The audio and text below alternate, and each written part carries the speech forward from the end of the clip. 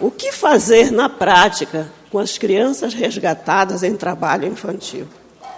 É uma pergunta bastante intrigante, sem dúvida. E me fez lembrar, quando eu recebi essa incumbência da querida amiga Rosmarie, quando eu e a minha querida amiga Vanilza Malché, juíza do TRT da 8ª Região, fomos designadas, convidadas para ser gestoras da Comissão Regional de Combate ao Trabalho Infantil, nós conversamos muito, porque não queríamos que nosso nome ficasse apenas numa portaria. Nós queríamos efetivamente dar a nossa parcela de contribuição nessa luta. Mas o que fazer? 3 pensamentos nortearam as nossas atuações.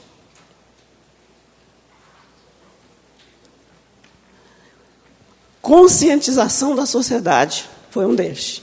Que nós sabemos que os mitos do trabalho infantil estão aí. No painel anterior nós pudemos ver muito dessa realidade, né? É uma situação estrutural da sociedade brasileira e que nós precisamos permanentemente falar para todos da necessidade de proteger a infância e a adolescência. Conhecimento da realidade. Nós precisamos sair dos muros do tribunal, sair da nossa casa e ir lá onde está acontecendo a exploração de crianças e adolescentes, para bem entender essa realidade. E também promover ações concretas para combater o trabalho infantil. Como ações de conscientização da sociedade, nós promovemos ações de conscientização internamente. Aqui era presidente do tribunal na época, o juiz decano. Usamos esse cartão vermelho ao trabalho infantil, porque isso foi no ano de 2014, época da Copa do Mundo no Brasil, e a OIT criou esse cartão. Nós o adotamos, e no verso nós colocamos as 10 razões pelas quais as crianças não devem trabalhar. E passamos, então, a promover essa conscientização interna, pedindo que todos levantassem essa bandeira do cartão vermelho ao trabalho infantil. Fomos nos gabinetes com todos os juízes, fomos nas unidades das varas com os servidores e sempre levando essa mensagem de conscientização. Tá? Fomos agregando outras instituições. Aqui nós tivemos Ministério Público do Trabalho, Superintendência Regional do Trabalho e Emprego, a imprensa, a OAB. Aqui nós temos o governador do estado, na época, o prefeito de Belém. Então, nós fomos em todas aquelas instituições que poderiam somar conosco nessa luta. Aqui temos o reitor da Universidade Federal do Pará, né, o representante da OIT, né, do Unicef, representante do Unicef, e assim por diante. Depois nós passamos para conscientizar a sociedade em geral. Por onde nós vamos iniciar? Pensamos no clássico Remo e Paysandu, que é o maior clássico do futebol paraense, né? Tem uma rivalidade muito grande, nos jogos os estádios enchem com a presença deles. Vamos, então, fazer uma parceria com a Federação Paraense de Futebol, com o Clube do Remo e Paysandu. Fizemos a parceria. Mas antes, nós atingimos a sociedade em geral por meio da atriz paraense Dira Paz, que gravou um vídeo para nós, e aí nós divulgamos esse vídeo em todas as redes sociais, conclamando a sociedade, né? E fomos para o estádio, a partir daquelas parcerias que nós fizemos, entramos com a camisa do cartão vermelho, levando os cartões para as arquibancadas, enchemos as arquibancadas do cartão vermelho, ficou passando no painel do estádio, mensagens que nós levamos para passar, e no dia seguinte, toda a imprensa, sim, nós criamos também essa frase aqui, neste jogo somos todos juízes, dê cartão vermelho ao trabalho infantil, e enchemos essa frase por todo canto, né? No dia seguinte, toda a imprensa divulgou e chamou a atenção, dizendo que o futebol vai combater o trabalho infantil, Remo e Paysandu na luta contra o trabalho infantil, combate contará com o apoio da torcida. E foi assim uma grande divulgação por toda a imprensa. Fomos também nas praças centenárias de Belém, Praça da República, que reúne cerca de 2.000 pessoas no final de semana, montamos barraca. Saímos conversando com as pessoas, distribuindo cartilha, mostrando a realidade do trabalho infantil, a importância da escola para a formação de crianças e adolescentes. Fomos nas praias, de barraquinha em barraquinha, também levando a nossa mensagem às famílias. Nas universidades, fazendo palestras para mostrar para os acadêmicos a realidade do trabalho infantil na nossa região e pedir apoio, né, para combater essa gravíssima chaga social. Fizemos duas blitzes de conciliação em ônibus, no dia 12 de junho, que é o Dia Mundial de Combate ao Trabalho Infantil, no ano de 2015 e 2019, todos os motoristas e cobradores usando a camisa, a campanha, distribuímos panfletos para todos os passageiros, fazemos blitz nos maiores pontos de ônibus. Aqui é o presidente do tribunal, era o superintendente regional do Trabalho e Emprego, que também participou ativamente das nossas ações.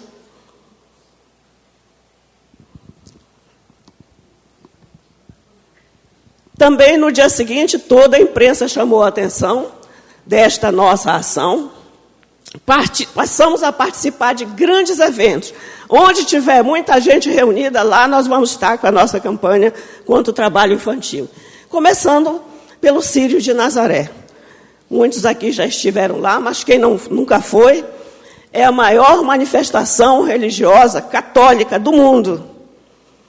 Ela ocorre em 15 dias.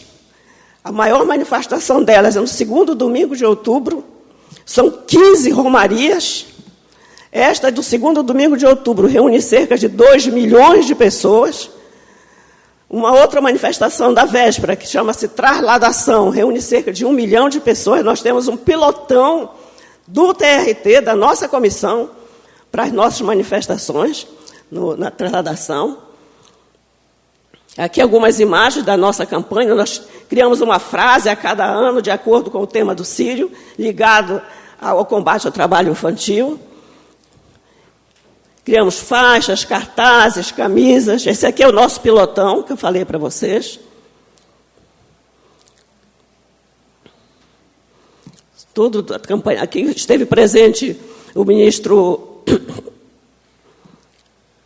Aqui foi o ministro Evandro Valadão, que esteve conosco em 2022. O coordenador anterior, Brando Medeiros, também esteve.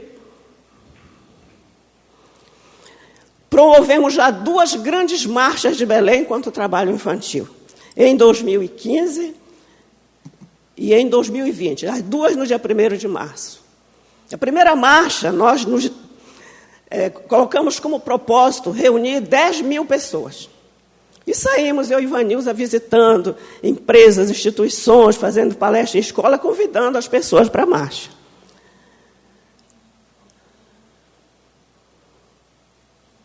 Está ruim isso aqui. Aqui são algumas imagens dessa primeira marcha. Nós acabamos, ao fim, reunindo 30 mil pessoas. Foi o primeiro grande marco das nossas ações. Aí, depois disso, nós partimos, então, para a segunda marcha. 1º de março de 2020, poucos dias antes da pandemia. Só que a nossa meta para a segunda marcha foi muito mais ousada. Se na primeira era 10 mil... Nessa, nós resolvemos ter como meta 100 mil pessoas. E trabalhamos muito para atingir a nossa meta. Eu e ela tiramos férias para trabalhar para a segunda marcha de Belém, fazendo visitas para instituições, reunindo com todos os professores de escolas públicas. Nós chegamos a reunir com o governador do estado e todo o secretariado, com o prefeito de Belém e todo o secretariado, com o reitor de universidade, presidente de tribunais, enfim. Diariamente a gente fazia de 7, 8, até 10 visitas, pedindo apoio. Aqui, no dia 1º de março de 2020, a abertura da nossa marcha, aqui algumas imagens. Durante todo o percurso, eram feitas leituras sobre a realidade do trabalho infantil, conclamando a sociedade a se engajar nessa luta para que nós tenhamos uma sociedade mais livre, justa, solidária, né? E, ao final da marcha, nós lemos uma carta de Belém pela erradicação do trabalho infantil no Brasil. E, quando terminamos essa leitura, nós vivemos uma emoção única. Os bombeiros anunciaram que a nossa marcha havia reunido mais de 200.000 pessoas. Foi a maior marcha contra o trabalho infantil na história mundial. Nós pesquisamos depois, até então, o registro que tinha de grande marcha foi uma promovida pelo Prêmio Nobel da Paz, o Kailash Satyarthi, que reuniu 100.000 pessoas. Então, isso mostra que a sociedade paraense começa a receber a nossa mensagem de conscientização, que nós precisamos entender que o trabalho infantil é um mal que provoca gravíssimos prejuízos, não somente à criança e ao adolescente explorados, mas a toda a sociedade. Depois da primeira grande marcha, nós entendemos que era tempo de conhecer a realidade. E aí nós fomos em escolas públicas da periferia da Grande Belém. Nessa escola aqui, nós tivemos um divisor de águas, digamos assim. Era uma turma de 40 alunos de 10 a 13 anos. Nós começamos a conversar com eles para saber qual era o sonho de cada um, falar que era importante, pensar o que queria fazer da vida, o que queria ser na vida, e de repente nós perguntamos, alguém daqui trabalha? Todos os que estão com os dedos levantados eram trabalhadores infantis. 40% da turma. E naquele ano, o IBGE divulgou que o trabalho infantil no Pará era em torno de 10,5%. E nós saímos de lá dizendo, esses números não podem ser reais. Porque se aqui nesta sala tem 40% de trabalhadores infantis, e não considera aqueles que estão fora da escola, esses números não podem ser 10,5%. Nós chegamos ao ponto de promover uma pesquisa em todo o estado do Pará, sem nunca ter entendido como se fazia uma pesquisa, mas elaboramos um questionário de 17 itens no domingo à tarde, fomos falar com secretários de educação, com prefeitos, enfim, para aplicar na sala de aula, para os alunos responderem, que nós queríamos que fosse uma resposta real. E no final das contas, o trabalho infantil no Pará, na época, era de 25,5%. Então, a partir daí, nós começamos a entender que, se nós fizéssemos trabalho nas escolas públicas, a gente já tinha um caminho para combater melhor o trabalho infantil. E foi nessas visitas às escolas que nós descobrimos, numa escola da periferia de Belém, que os catadores de açaí, os peconheiros, como são chamados, nessa época da safra do açaí, que vai de agosto a outubro, não vão à escola. Tem escola que fecha no período da safra do açaí. Então, foi quando nós fomos... Veja, e o perigo do peconheiro, vejam só, esse pano que tem perto dos pés dele é o que o sustenta na árvore. Então, chama-se peconha. Veja que ele já sofreu um acidente, que ele está ali com um esparadrapo na perna. Quando ele chega lá em cima, ele tem que segurar este cacho, que é pesado, ele leva normalmente um facão na costa, tira o facão, corta o cacho, e tem que vir descendo com ele, não pode soltar, que se soltar espalha todos os caroços. E ele tem que descer com esse cacho até a terra. Aqui outras imagens do peconheiro.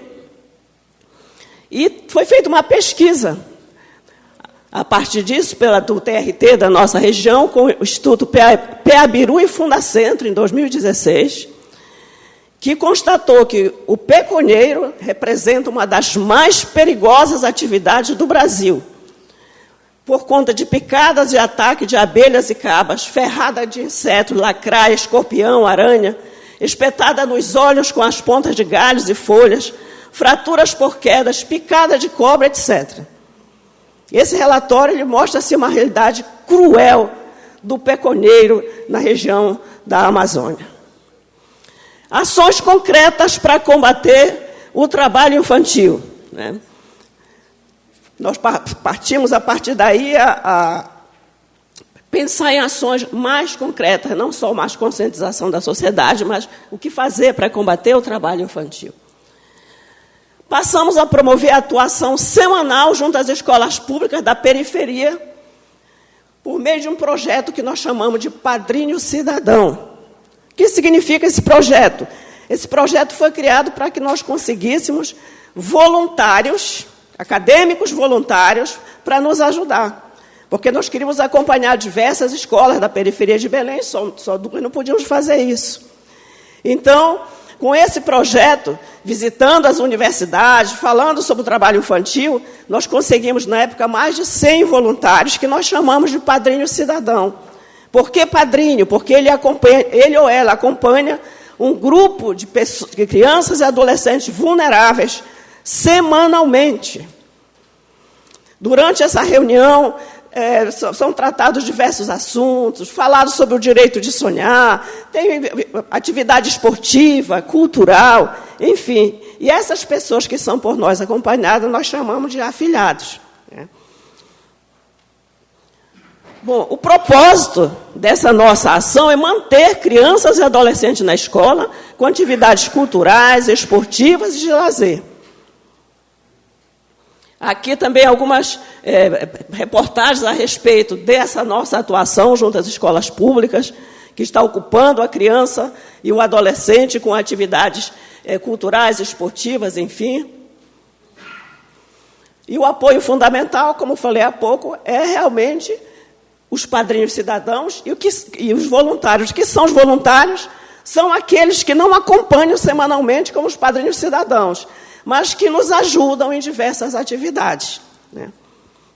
Aqui são alguns desses padrinhos cidadãos. Atualmente nós temos entre 60 e 70. Também nós promovemos campanhas de estímulo à aprendizagem, que é a maneira de entrar no mercado de trabalho pela porta decente. Fizemos uma ampla campanha por toda a cidade de Belém, com faixas, cartazes em ônibus, enfim. Criamos esse projeto chamado Elo da Solidariedade Empresarial em Prol da Adolescência. O que significa esse projeto? Nós vamos às empresas, conversamos antes com eles, empresas, instituições, levamos um grupo de adolescentes e jovens que estão em situação de vulnerabilidade social, para eles contarem a realidade em que eles vivem e sensibilizar esses empresários. E foi assim. Aqui foi uma das empresas que nós visitamos, aqui uma outra, e todas elas nós conseguimos que aumentassem as vagas de aprendiz ou criassem quem ainda não tinha. Essa foto aqui eu acho bem interessante, porque aquele rapazinho que está com o braço levantado, naquela primeira foto que eu mostrei para vocês de escola que nós fomos, nós perguntamos que atividades eles desenvolviam como trabalhadores infantis. Todas as atividades que eles relataram estão enquadradas entre as piores formas de trabalho infantil. E este rapazinho, ele não olhava para a gente falava com ele assim, ele estava o tempo todo para cá. Ele não encarava a gente. E nos chamou a atenção aquilo. Bom, ele entrou para o nosso programa Padrinho Cidadão e tal, e neste encontro, nessa empresa, ele estava.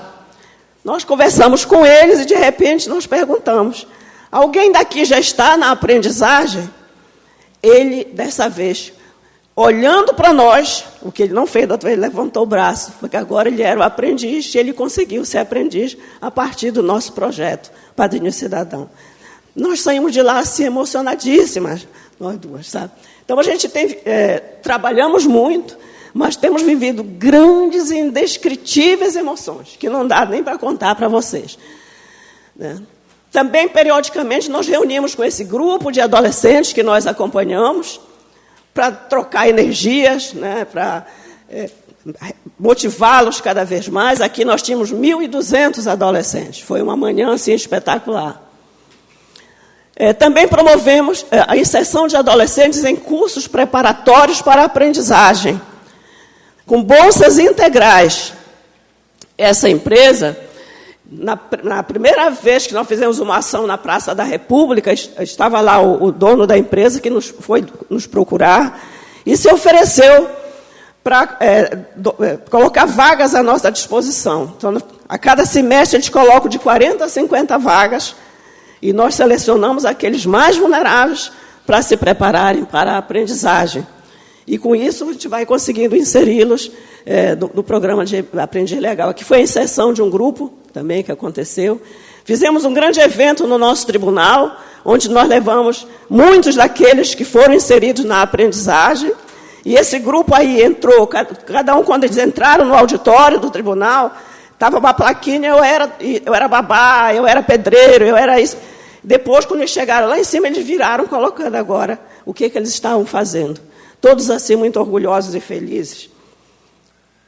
Depoimento de uma madrinha que acompanha essas crianças vulneráveis, crianças e adolescentes. O Lucas carregava sacas de trigo aos fins de semana e, durante a noite, de segunda a sexta, trabalhava em uma pizzaria. Chegava em casa às 3 da manhã. Hoje, ele é um jovem aprendiz. A madrinha fala orgulhosa, sabe? A madrinha e o padrinho, eles vibram com o sucesso dos que eles acompanham. O depoimento de um afilhado. Passei na entrevista para jovem aprendiz e estou muito feliz. Eu catava latinhas e lavava carros para ajudar a minha família. O projeto Padrinho Cidadão me trouxe esperança de vida. Em 2023, nós já sabemos, tem 1 milhão de cotas reservadas à aprendizagem, com base no percentual mínimo, de 5%, os 15% nem pensar. Preenchidas apenas 52,9%, quer dizer, nem o percentual mínimo se consegue preencher. Portanto, há muito que nós fazermos nesse campo de aprendizagem, de trabalhar para conseguir inserir vagas para inserir esses adolescentes e jovens no programa de aprendizagem. Também tivemos aqui gravíssimos problemas, como todos sabemos, do problema da pandemia. A situação pós-pandemia, abandono escolar e insegurança alimentar se acentuaram. O relatório da OIT e Unicef de 2021 registrou 28% das crianças de 5 a 11 anos e 35% dos meninos e meninas de 12 a 14 que estão no trabalho infantil também estão fora da escola. Segundo o Inquérito Nacional sobre Insegurança Alimentar, de dezembro de 2021 a abril de 2022, diz que tinha 33 milhões e 100 mil brasileiros sem ter o que comer. Em 2022, 58,7% estão em situação de insegurança alimentar. Quer dizer, não tem os 3 alimentos básicos necessários para a sobrevivência. E o acesso pleno à alimentação também só tem 4 de cada 10 famílias. Então, a situação brasileira continua sendo gravíssima, porque essa situação de pobreza ela tem relação direta com o trabalho infantil. Por que isso? Porque a fome fala sempre mais alto. Então, essa é uma relação que a gente tem que ter em mente sempre. E as mulheres, como sabemos, têm grande relevância nesse processo. Tem um estudo do Globo, de 2021, que diz que 48,7% das famílias brasileiras, naquele ano, eram chefiadas por mulheres. Hoje, já é mais de 50% das famílias brasileiras chefiadas somente por mulheres. Então, a nossa comissão entendeu o quê? O que nós podíamos fazer a partir desta realidade? Criamos esse projeto chamado Judiciário Fraterno. Esse projeto tem por objetivo 3 ODS, principalmente. A 4 que trata da educação, a 5 que trata do empoderamento feminino e a 8 que trata de ações para reduzir o trabalho infantil.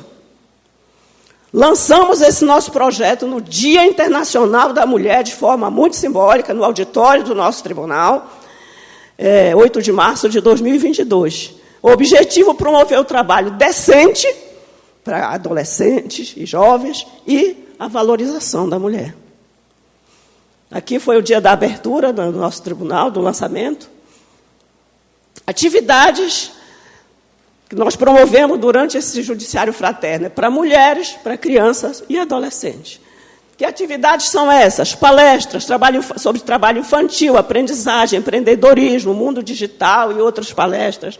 Cursos, oficinas, rodas de conversa sobre autoestima, cidadania, enfim, aquilo que a gente entende de mais importante para aquela realidade. Né? Nós não chegamos levando o que nós queremos. nós fazemos uma construção coletiva com aquela comunidade que vai ser beneficiada. Anteriormente, 15 dias antes, nós escolhemos, por exemplo, agora nós estamos com uma ação para fazer na região do Marajó. Na semana passada, né, já fomos à região do Marajó, reunir com as lideranças das mulheres, para ouvi-las. O que vocês querem de treinamento, de curso, quais são as necessidades de vocês, quais são as habilidades, o que é que tem aqui na economia que possa ser utilizado para essas habilidades. E aí, conhecendo esse desejo deles, esse propósito, né, nós vamos atrás de parceiros que possam contribuir com aquilo que eles estão pedindo. E nós temos conseguido até hoje essas parcerias todas. As mulheres assumem um compromisso com a nossa comissão. Manter as crianças e os adolescentes na escola, longe do trabalho infantil. Esse é o compromisso delas com a nossa comissão. Tá? Essa foto aqui foi feita no mês passado, numa reunião, numa comunidade indígena, onde nós vamos fazer um judiciário fraterno no próximo mês, né? Reunindo com as lideranças, crianças, adolescentes. Fica em Santa Luzia do Pará, comunidade Tembé. E vou passar aqui do judiciário fraterno algumas imagens que eu acho que falam melhor do que as palavras. Aqui são algumas palestras que nós temos feito. Tá? Essa aqui é na cidade do oeste do Pará, em Santarém. Aqui é numa comunidade do interior do Amapá. Aqui também, interior do Amapá. Outra também no Amapá. Aqui as rodas de conversas. Alguns cursos que nós já ministramos. Esse curso aqui de informática avançado, nós temos dentro do nosso tribunal, nós conseguimos no ano passado criar uma divisão da infância e adolescência, chamada DINFA. Temos um servidor que trabalha conosco, mais 2 estagiários. Nós temos espaço nessa divisão da infância para sala de informática com 53 computadores, sala de música, sala de leitura, brinquedoteca, sala de reuniões. Então, nós temos permanentemente atividades nesse espaço dentro do nosso próprio tribunal. Tá? Aqui essa é a nossa sala da sala de informática. Aqui o curso de violão, que já foi ministrado. Agora, essa é a sala de música. Quem está ministrando esse curso de violão atualmente é o maior violonista do estado do Pará, tá? Que topou fazer a parceria conosco e está indo ministrar o curso de violão. Esse violonista se apresentou em vários países da Europa, vários lugares do Brasil, e abraçou essa parceria conosco. Curso de flauta, curso de teclado, curso de fotografia, curso de corte e costura, curso de pães e bolos. Olha a mesa no final do curso que fazem. Durante uma semana o curso é ministrado, no final da semana eles fazem a mesa do curso. Aqui, curso de design de unha, design de sobrancelha, boneca de pano,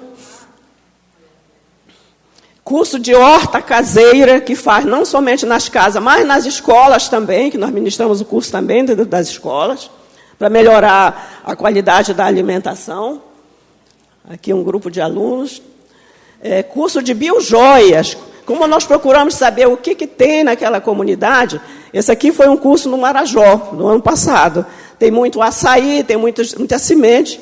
Então, nós levamos esse curso de biojoias. Olha no final a exposição das joias que eles fabricaram durante essa semana. E eles passaram a fabricar essas joias e vender nas praias da região. E com isso estão conseguindo o rendimento e o compromisso, manter crianças e adolescentes na escola, longe do trabalho infantil. Aqui é um mascote nosso, que é o Super Catavento. Nós fizemos um concurso de desenho com crianças e adolescentes de escolas públicas do Pará e do Amapá. E desse concurso de desenho, nomeamos uma comissão julgadora, em 3 partes, e foi eleito esse super catavento que leva animação às crianças nas nossas atividades. Ele faz a maior festa das crianças e vai passando a mensagem do direito de sonhar, da importância de estudar, da importância de brincar, de uma forma lúdica. E tem feito assim o maior sucesso o nosso super catavento. Nós promovemos no ano passado o primeiro encontro de mulheres fraternas e protagonistas do Estado do Pará, no dia 23 de setembro, em parceria com a Universidade da Amazônia, o Protagonismo Amazônida e o Grupo Andorinha. Reunimos, num dia de sábado, 250 mulheres. E lá nós promovemos diversas oficinas que são capazes de gerar rendas, né? E foi um dia, assim, espetacular. Alguma dessas imagens. Aqui, uma das oficinas foi de horta caseira. Essa aqui foi uma oficina de aproveitamento de alimentos. No final, foi o alimento do grupo, foi o que eles aprenderam ali, né?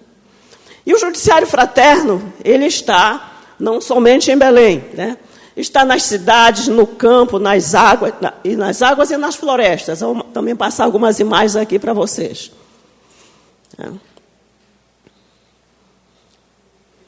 Sempre fazemos. Esse aqui foi no interior do Amapá. Este aqui é numa comunidade indígena, no Oiapoque. E no final, nós fornecemos certificados para todos os participantes. Porque esses certificados vão ajudá-los, por exemplo, no caso de inserção na aprendizagem. As mulheres também, teve uma mulher no Amapá que fez o curso de pães e bolos. E ela deu um depoimento no final da semana do Judiciário Fraterno, quando ela recebeu o certificado, ela chorou emocionada. E disse que ela estava chorando porque ela sabia fazer um bolinho e tal, e que ela foi várias vezes em padarias, em locais que trabalham com pães e bolos, pedir emprego. Ninguém nunca deu, porque perguntava se ela tinha um certificado. Ela disse, agora eu vou voltar levando meu certificado da Justiça do Trabalho. Eu quero ver se não vão aceitar o meu certificado. Olha, a gente se emociona muito, gente. O Judiciário Fraterno, de 8 de março de 2022, quando nós lançamos, até maio deste ano, já beneficiou 3.700 pessoas. Só esse programa. Tá? E este projeto tem sido assim tão importante que recebeu o primeiro lugar no CNJ. Foi a premiação agora do dia 9 de abril, o Conselho Nacional de Justiça escolheu o nosso projeto como primeiro lugar na categoria Trabalho Decente. Nós ficamos assim muito emocionadas, não porque se busque prêmio, porque nós estamos sentindo que estamos cumprindo aquele nosso propósito de há 10 anos atrás, né? Contribuir para o trabalho decente, contribuir para que crianças e adolescentes vivam plenamente as suas infâncias. E, realmente, aqui nós estamos recebendo a premiação com um grupo de padrinhos e madrinhas cidadãs. Foi um momento muito importante para nós, né? E que só aumenta o nosso compromisso social, nossa responsabilidade de fazer cada vez mais e mais. E, mais do que nunca, chegamos à conclusão de que pequenos cursos estão abrindo portas para a mudança de vidas. São muitos de depoimentos que nós temos recebido das mulheres que têm sido beneficiadas ao longo desses 2 anos. E resumo dos 10 anos de ações do nosso tribunal, trouxe o resumo do resumo, só para dizer que nós já beneficiamos mais de 150 mil pessoas, diretas e indiretamente, com cursos, inserção na aprendizagem, acompanhamento semanal, apoio às famílias atingidos com as campanhas, além de outros. Já estivemos em 68 municípios do estado do Pará e do Amapá com as nossas ações, 42,5% do total de municípios dos 2 estados, né? Por conta disso, as pessoas nos veem como referência na luta contra o trabalho infantil no estado do Pará. A gente não busca isso, o nosso compromisso é realmente contribuir para que, se a nossa atual geração não puder ver, mas que as próximas gerações tenham realmente um país diferente para viver, um país onde sejam respeitados todos, né, na sua dignidade. E aí vem a pergunta final para a gente encerrar essa nossa breve reflexão. O que é que eu, posso fazer? Eu acho que todos nós que lutamos pelos direitos humanos, precisamos diariamente perguntar: o que é que eu posso fazer? Acho que cada um pode fazer alguma coisa. Aqui, nesta sala. Pergunte agora: o que é que eu posso fazer? Eu sei que cada um vai dar a sua resposta, de acordo com a sua realidade de vida, de acordo com os ambientes em que vive, enfim, de acordo com a sua ideia de mundo.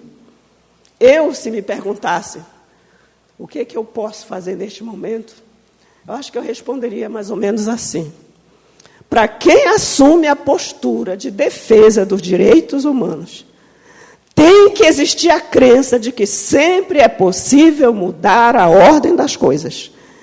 E que, diante da impunidade, da injustiça e da barbárie, que é o trabalho infantil, nós precisamos assumir o papel de sujeitos da história e transformar em atos a nossa indignação para fazer com que os direitos humanos sejam respeitados. Só assim nós poderemos contribuir para construir um Brasil sem trabalho infantil. Muito obrigada.